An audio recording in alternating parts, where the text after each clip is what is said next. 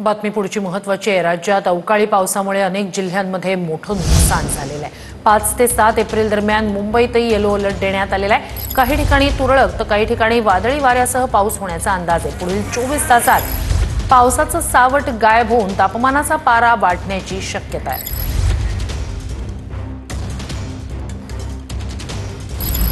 हिंगोली जिल्ह्यातील 5ही तालुक्यात काल संध्याकाळच्या सुमारास अवकाळी पावसानं हजेरी लावली। यात पपईच्या बागांचं मोठं नुकसान झालंय।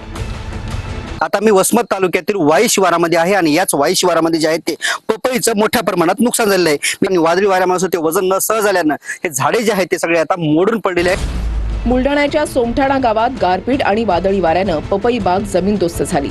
यात शेतकऱ्याचं लाखो रुपयांचं नुकसान झालंय।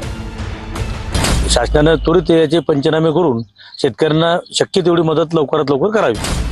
अवकाळी पावसाचा बुलढाणा जिल्ह्यात 166 गावांना फटका बसलाय।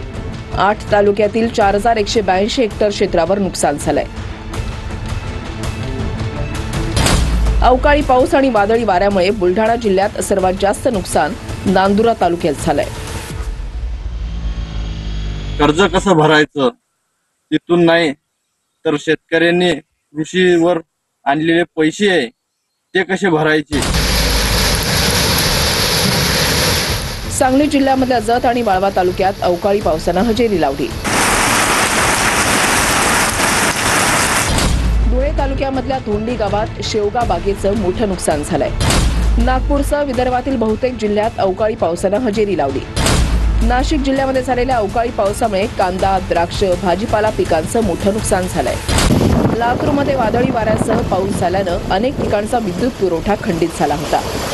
भोर तालुक्यात वादळी वाऱ्यासह अवकाळी पावसानं जोरदार हजेरी लावली।